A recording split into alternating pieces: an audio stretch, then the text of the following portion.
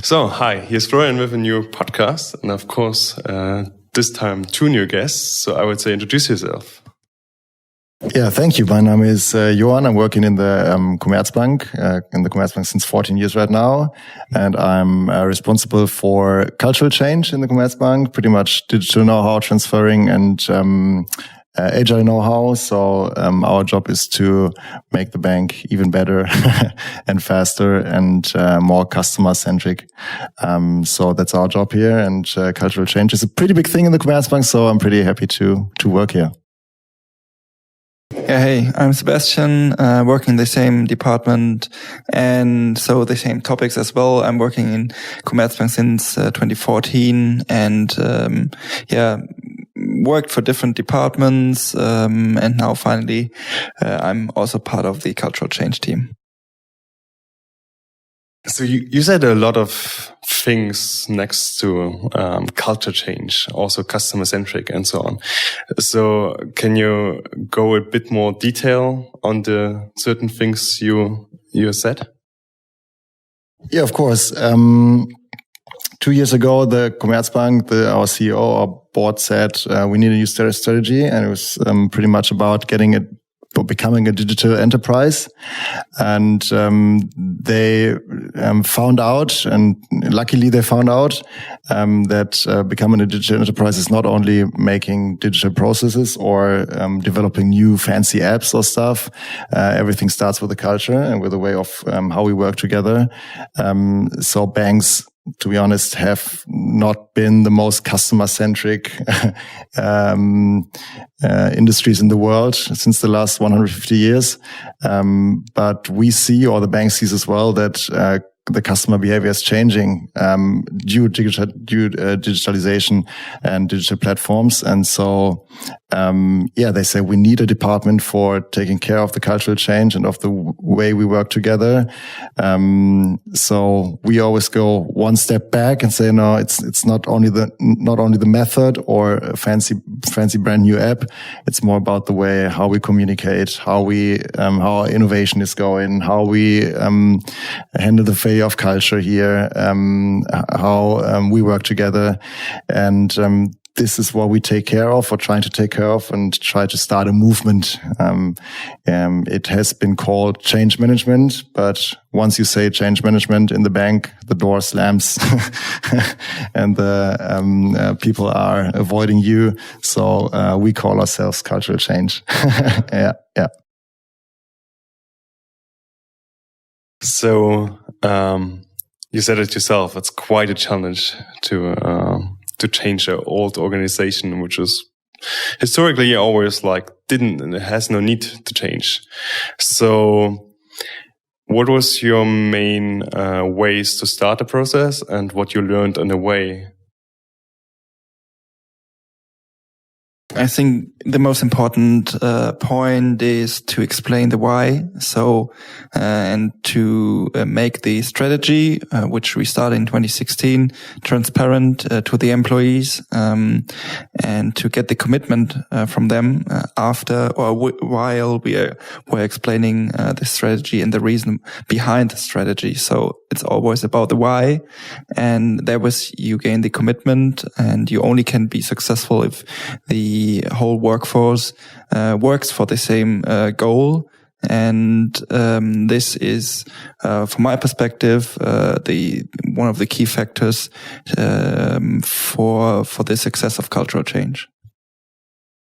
And it's interesting because when we started, or when this department was founded, Cultural Change, we tried to make a market research to check how other companies behaved, but there is no blueprint because you cannot say, hey, this has been working pretty good, and so we just adapt it or copy it.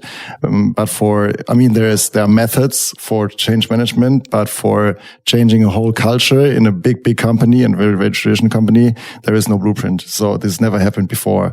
So we started to create ideas on our own and just try to start and learn pretty fast. So in short iterations, we tried to develop new programs, new education formats, whatever, and learned a lot of things. So we made a lot of mistakes. And as you can imagine, in the beginning, it was not like everyone was happy about this department, you know.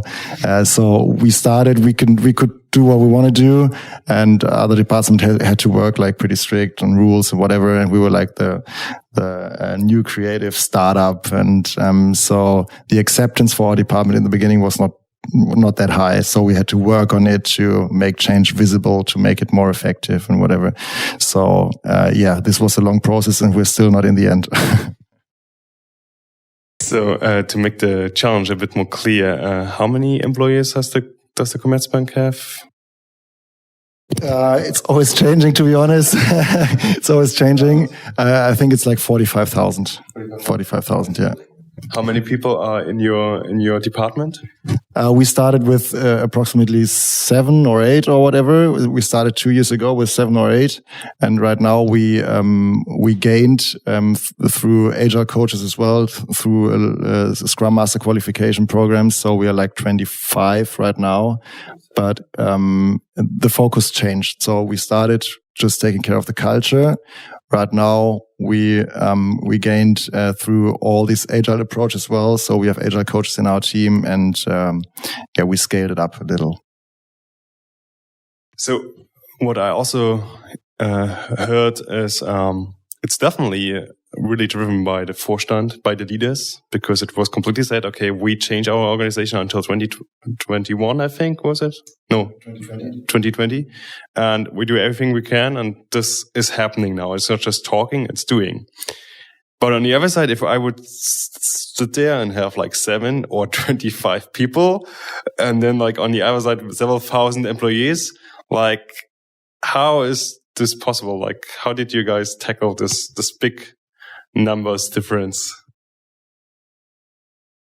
Yeah, for sure. That's one of the biggest challenges. But we have different formats and events where we educate several people or group of people, and we trust in them that they understand what we want to tell them and try to educate, and that they act afterwards as a multiplier. And we all often call them family and friends. But this is more like just lucky or funny pronunciation for these guys. It's really also part of the change team. So it's like the second force, because they support us in transforming the whole company, and to get the mindset to the group of people where we haven't been so far. So it's not only about us, that we are the change driver for the whole company. I would say we are more the creator of different formats and give advices, and the whole workforce has to work along this strategy. So it's family and friends which support us in our change task.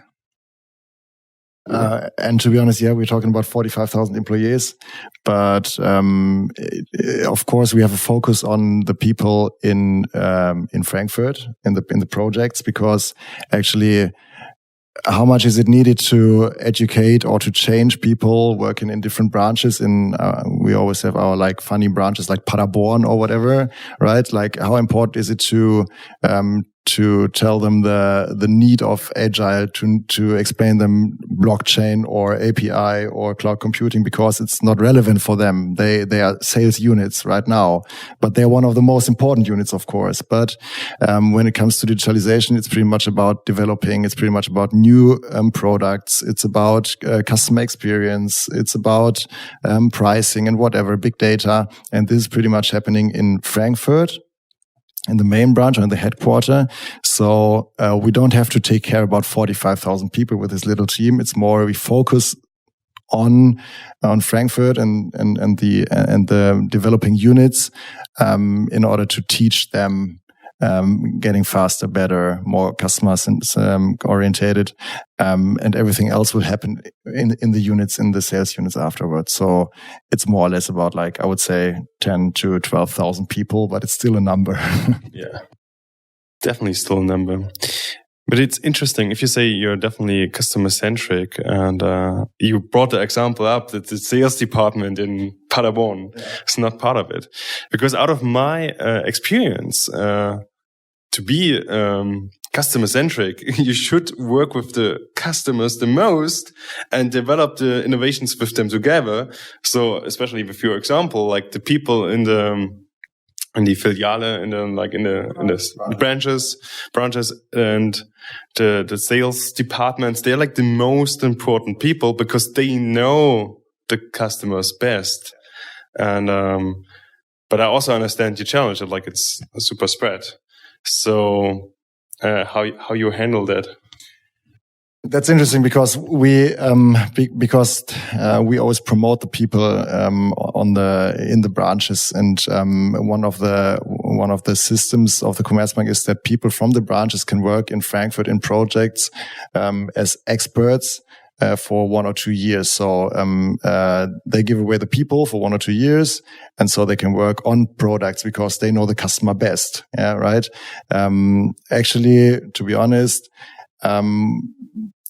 banks are not that good in innovating or asking the customer first or MVP or whatever, right? We have regulatory, we have the ECB in the background. We have pretty much circumstances that are more like obligation and not like, oh, we can try and fail and whatever. But of course, it's like we have to put the customer in the focus and in the focus, what is happening in the branches right now, of course, because they are the most important people. But when it comes to developing, we try to integrate them with their experts, with their opinions, and try to develop together. But it's always tough, right? Because they live in Paderborn or in Bielefeld or wherever, have their families there. How flexible are they to work with us, right? And how flexible, and this is a matter of culture, is the headquarter to listen to those people. Yeah. This is not a method. This is not agile. This is not Scrum. This is just a matter of culture. This is just a matter of, am I good in feedback? Am I good in listening? Am I good in communication? Right. And this is more a matter of culture than a matter of technology or whatever. Yeah. But it's interesting because you said you are there for transforming the culture. So, for example, I know of example of a company. I think it was HDI. What they do is every employee, it doesn't matter where they work, they can forward ideas they have, and then they get a coaching how to make a presentation about it, like how to make it a bit more grabbable to be able to pitch it, and then they pitch it on a idea challenge in front of the Vorstand, like the leaders, or at least like people which are enough to evaluate it. And now comes the hook, because this alone wouldn't be so cool. But the hook comes that if they get accepted, like if they say that's cool, you want to do that, they get how you say this? They get free of their daily job like for like for 3 months or something, and they can only work on this idea. Yeah. And this is the biggest thing, because on the other side, if you just present an idea and nothing happens, like you lose motivation. But if you know, because it was said and you saw it, that it happened, that if it's getting approved and people say on the spot there, yes, it's a cool idea, let's do this. Then you can work on this for real. And this is, I think, this makes a big difference. So. Yeah, this is one part of the solution, right? It's about ideas management. And to be honest, we had the same, as you can see, like public television, Shark Tank, Höhle der Löwen, whatever. Of course, we look around and just adapt things that are working pretty well. And Shark Tank is a pretty good format in order to pitch your idea and to get investors in and to realize your idea. We had the same. We tried it like 3 or 4 times, called Amaze Me. I think we called it Amaze Me. It was, and this is how we started, right? We just thought about what is good, what's working pretty good, like in television or wherever. What can we adapt? And we tried it, but again, it didn't work, or it didn't came to scale format or whatever because of the culture. right? The idea was there. There was a concept. There was a PowerPoint. There was once the Vorstand as well in a session, and it was cool. But when it comes to realizing it, it fails. And that's the acceptance of exactly due to acceptance or no acceptance of the board members or whatever, right? So they said no. I mean, they didn't say no, we don't want to have it, but yes. yeah, but they didn't say yes and said like, this is something I want to have, right? It's always okay. There is something, and how seriously can you realize it when you don't have the backing, right? So we try, we fail. You don't have the backing, you go on trying. So it's resilience. You have to work on it. It's pretty much putting energy into it, efforts, whatever. But this is just one part of it, right? And that's a matter of culture if it works or if it doesn't work. Yeah. So I think then what we can learn out of that, it only works if the leaders, the Vorstand, completely behind it. As soon as they are not saying yes and just say nothing, it probably doesn't work. At least it seems like that. So what are the other learnings you took out of the process? Because you already said like you made a lot of mistakes, which is always good because someone can learn. So what are other examples of learnings you had? Yeah, as you mentioned before, you need an enabler, a person who empowers you to change or to try something out, and maybe support you in this process. Another factor is that you have to tell the same story at least 7 times until people not only understand but also live in the same way. Because for you, if something is clear, it isn't sure. You can't ensure that for somebody else he understands or thinks in the same way. So you have to at least tell the story 7 times, and therefore we made the same experience. So we had sometimes we were very frustrated because we thought, okay, what should we do until the people get the story behind? Why is it so complicated for them to understand what we want to tell them?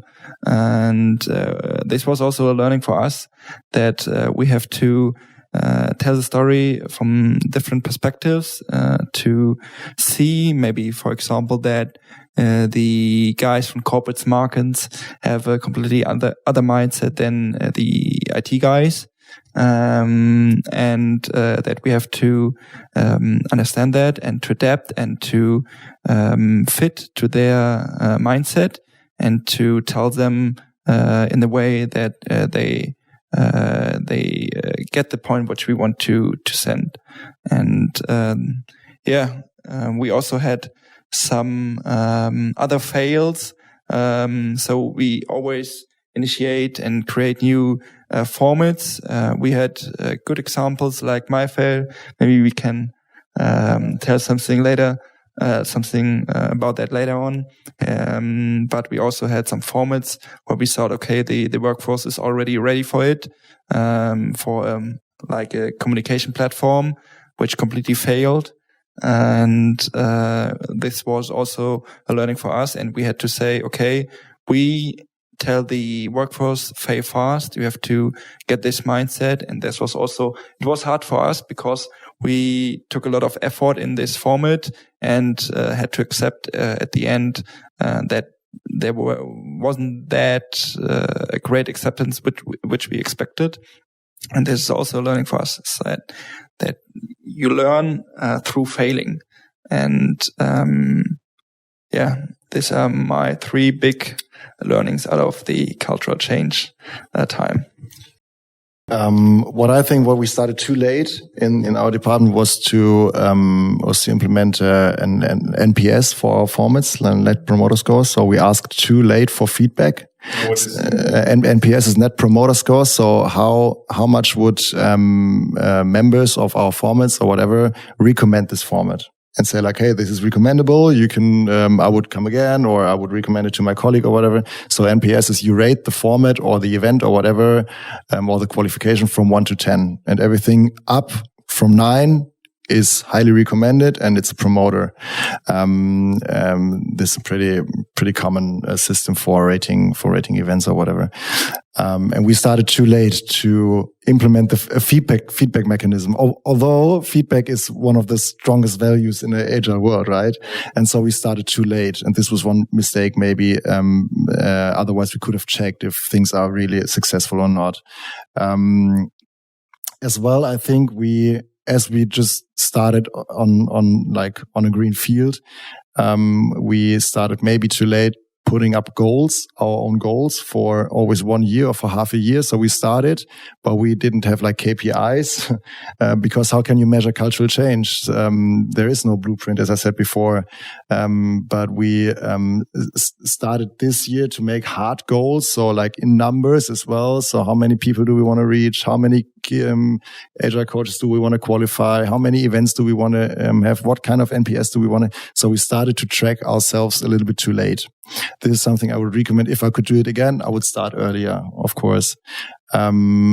But yeah, we of course we're doing a lot of mistakes, and maybe our communication, because of course we want to be different, right? We want to communicate in a different way, and sometimes we are pretty edgy, so we are a little bit over the edge and too creative, and we say do instead of the, and some people are like, oh, this company is not ready for the do, right? But we just do it, we just start, and of course you have fails, and of course you are like sometimes over the top, and people don't like it, but actually we don't have the time to wait. We just need to start. So, just to get back to your first point, you said like you need to tell something sometimes 7 times before people understand it. How do you know that they really understood it? Yeah, you cannot measure it, but you feel it.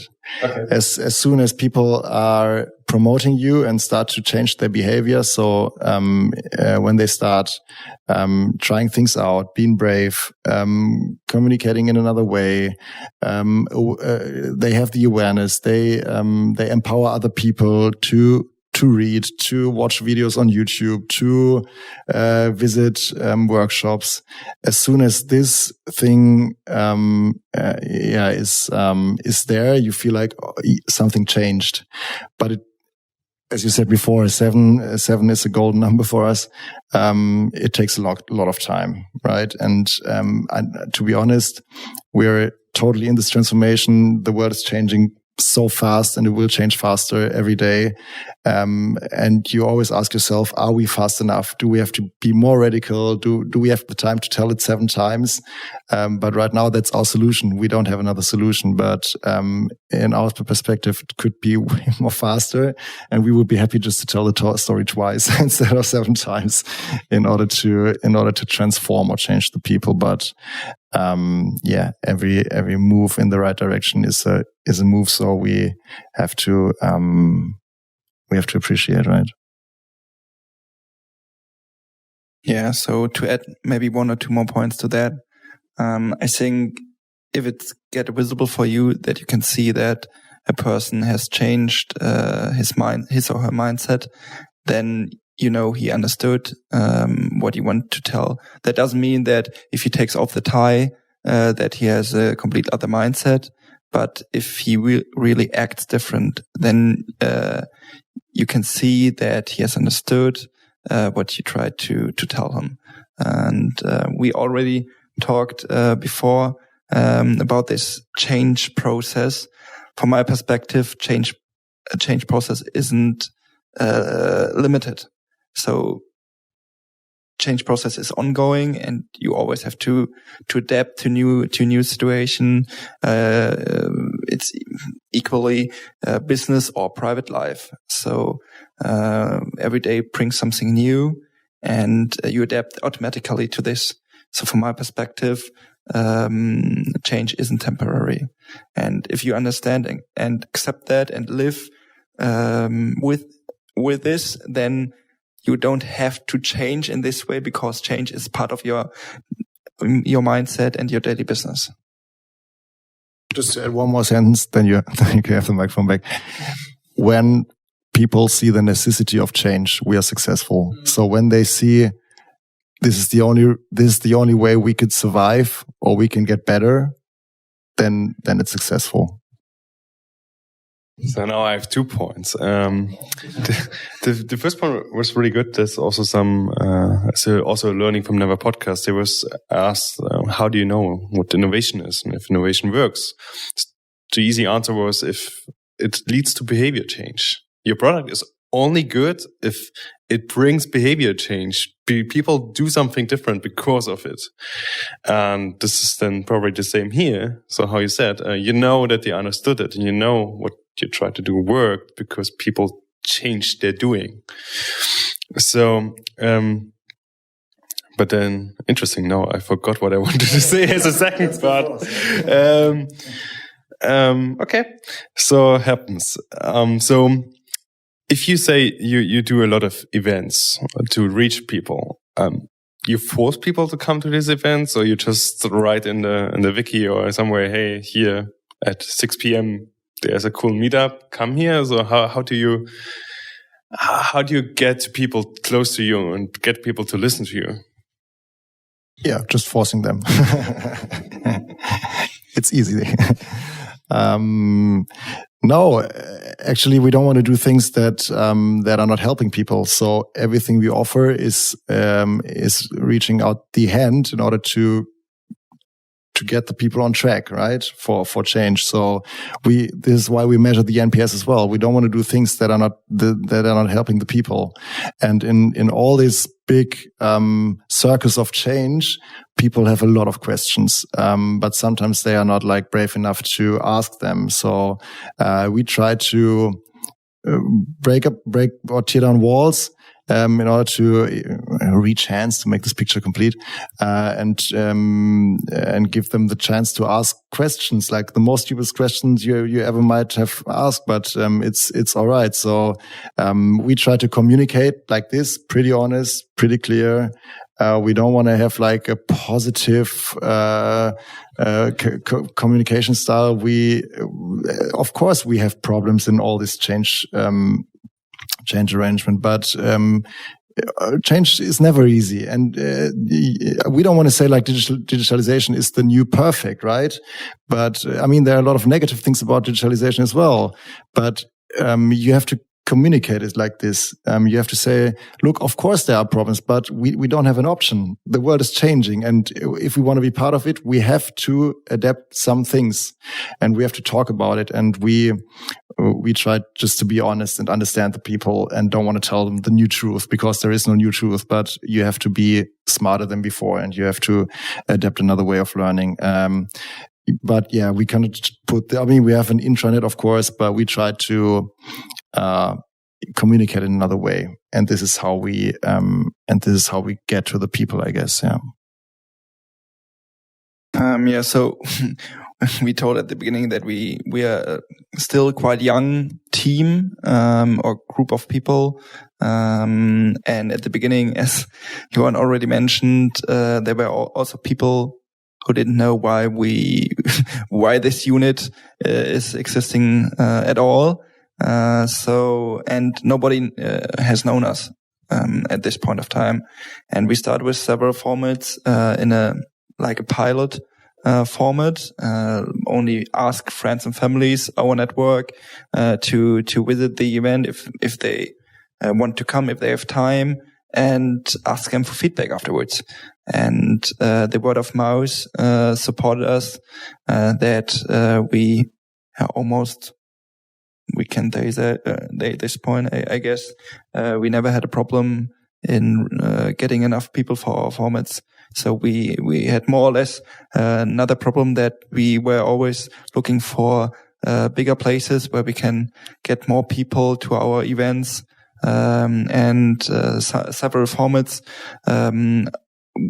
which we started at the headquarter are already out of the headquarter and went into these different regions, and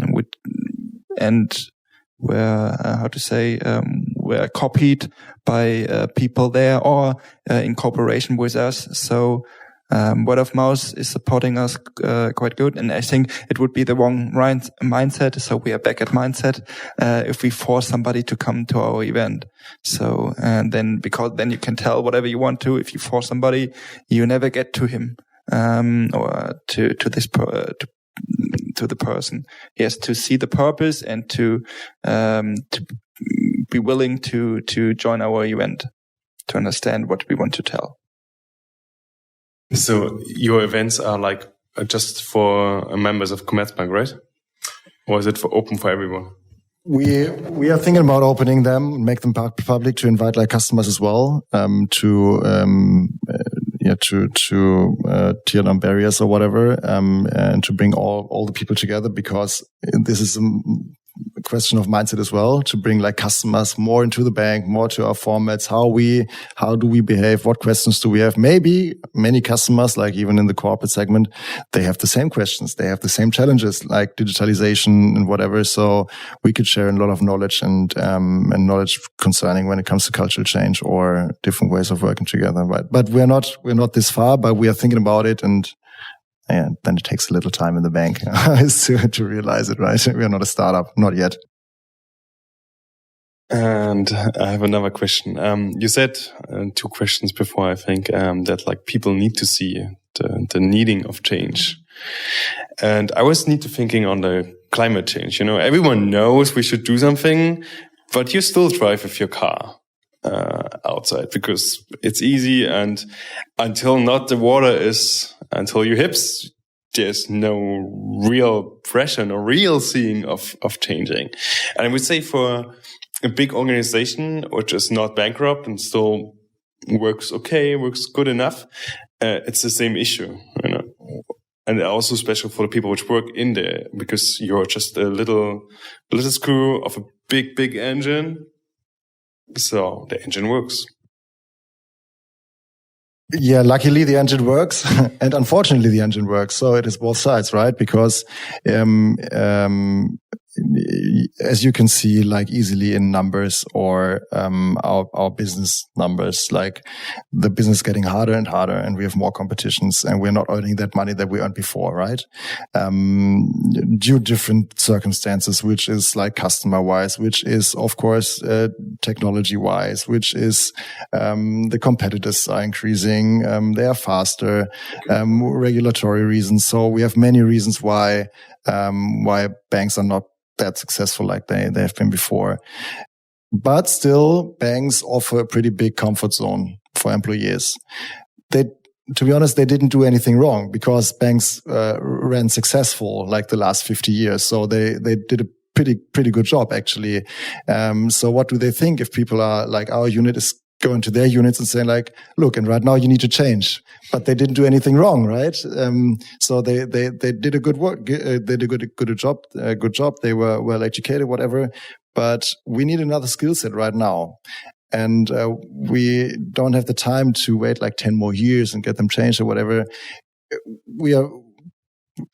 the Commerzbank, we are pretty early when it comes to banks. When it comes to industry, like we could be faster. But now I forgot the question.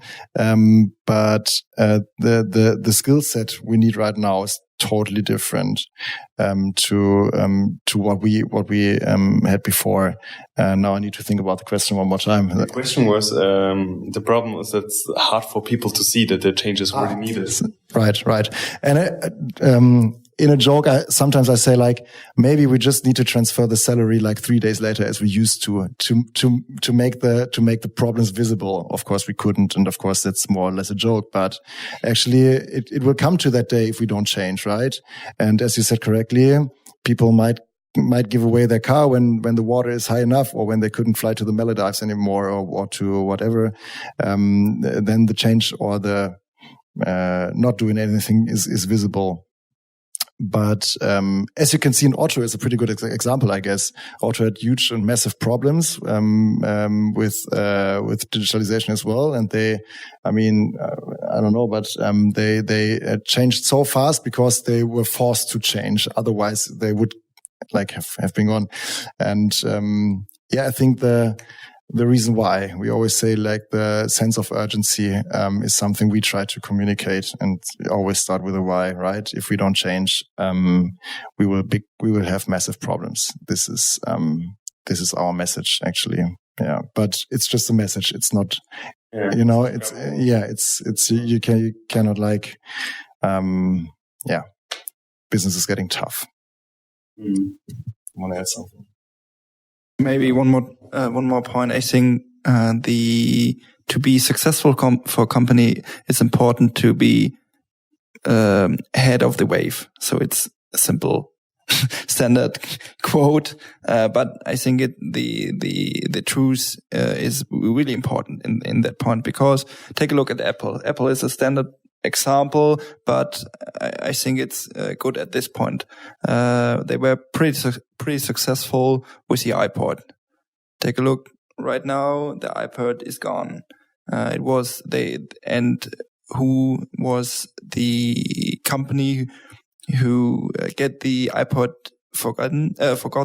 It was Apple by itself. So they destroyed their own business model, which was one of the biggest profit products for Apple, because they placed the iPhone in 2007, and which was the product who brought the iPod useless. So you have to understand where the customer is going and where the future will be, and Apple is pretty good to see the next step and to be ahead of the wave, in my opinion. And this is the same which banks have to go to. So we missed several changes in the past, and I think that's one of the most or the biggest points why it's so difficult for us right now to get back to the wave or ahead of the wave.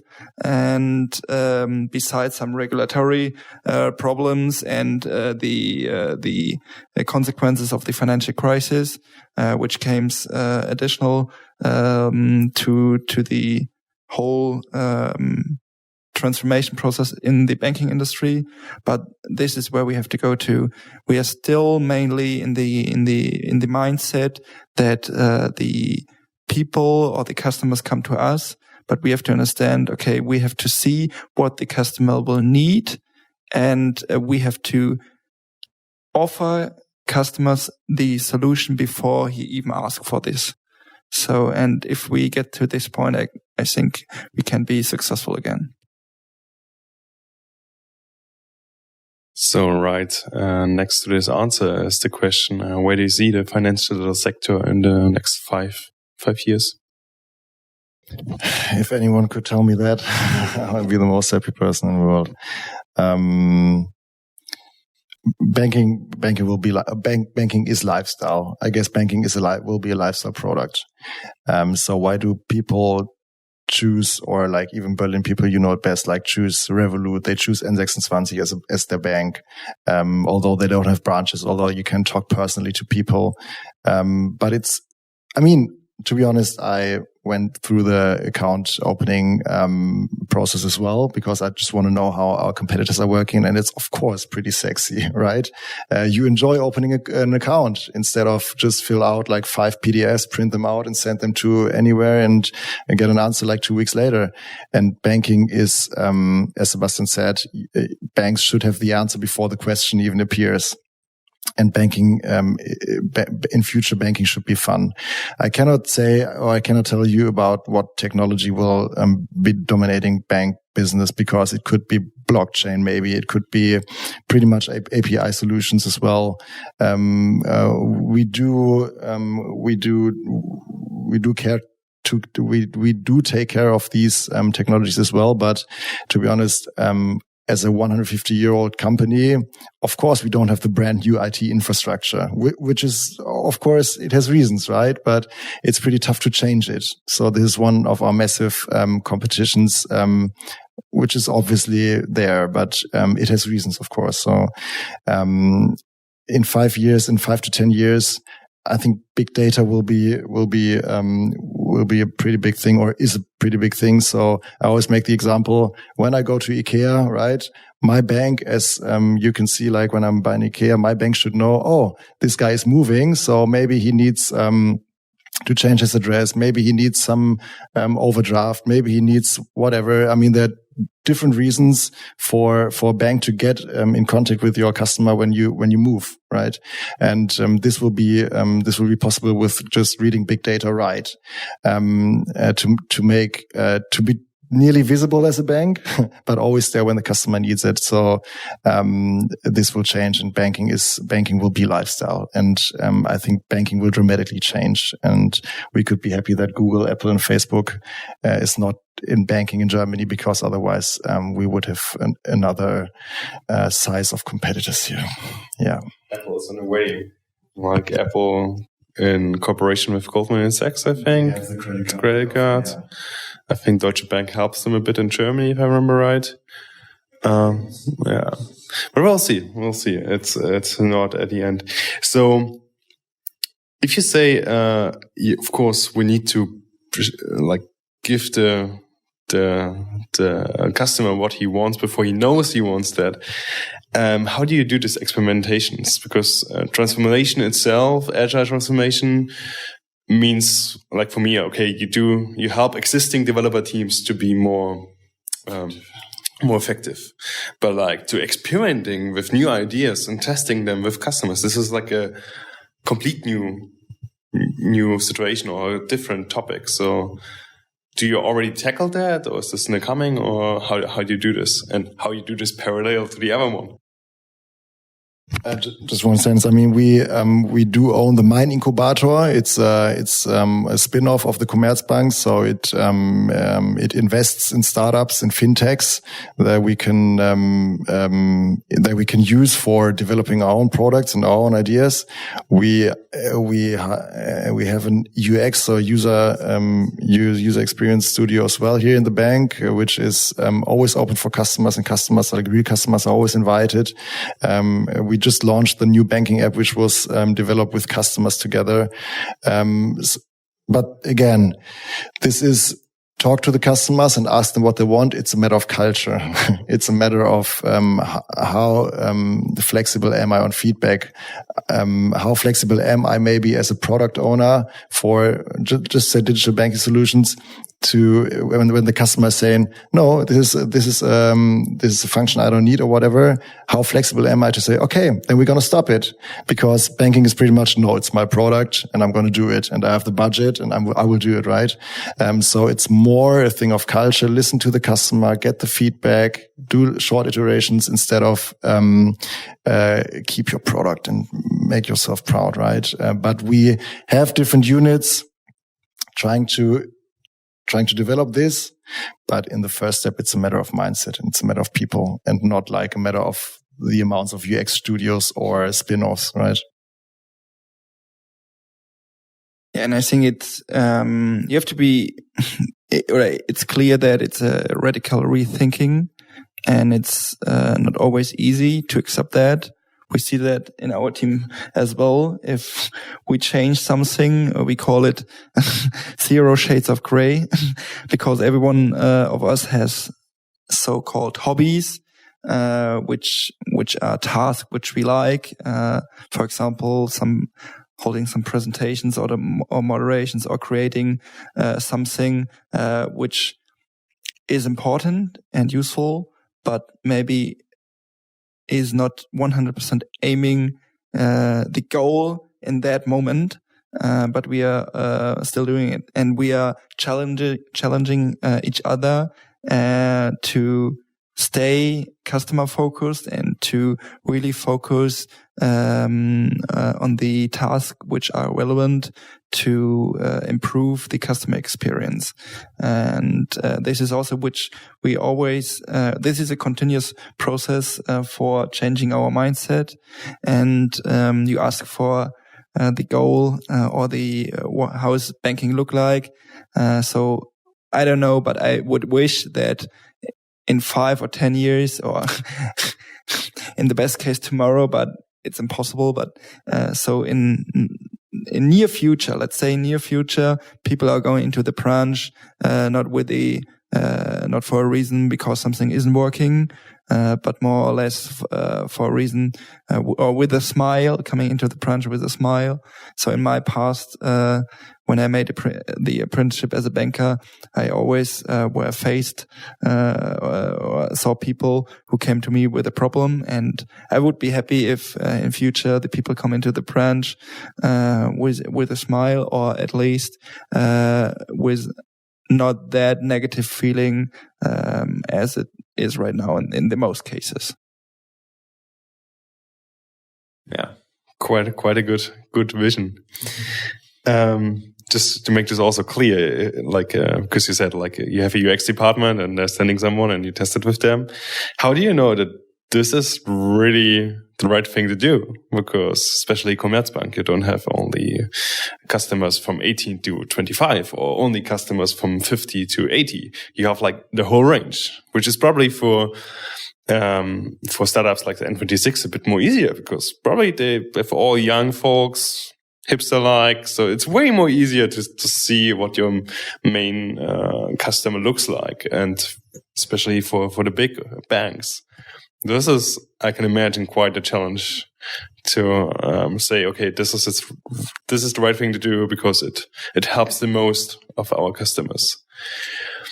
So, just the question I always like to ask: what are your favorite books? I was thinking about the question like all the time we were recording. Yeah, actually. Oh, thank you very much. I'm hopefully my father isn't listening, but I'm not a good book reader, to be honest, and I should read more books. Really. Yeah, I know, but yeah, it's one of my. It's sorry to say, I have potential there. I love to read magazines, to be honest, like T3N, Wired, whatever. It makes me, or it makes me more understanding people and what they like and what is trendy. So understand how maybe new apps are working. Why TikTok is that successful, or just like trending apps. I try to understand them, try to use them. So I'm not really good in reading like a bunch of books, but I'm good in just trying to understand people and trying to understand trends and why they exist. So magazines are helping me pretty much. As I said, T3N, or colorful magazines. I'm a pretty bad consumer, to be honest. Little tricks are helping. This is my inspiration. Not anymore. And podcasts like, Digital Compact or whatever, trying to get them on the train or something like that. Yeah, for me, it's going into the same direction. I would love to have more time to read books, but in the past, to be true, I had to read a lot for university. So I have a lot of books at home, which I bought in the past, which I want to read, but never came to the point that, I had the time, or, I would say, okay, now I'm in the mood to read a book or start reading a book, because there were a lot of cases or texts or scripts which you had to read. But right now I'm also in the direction of podcasts. Currently I'm listening to a real estate podcast, which is quite interesting, because I like to get a little bit deeper and to get more know-how about real estate.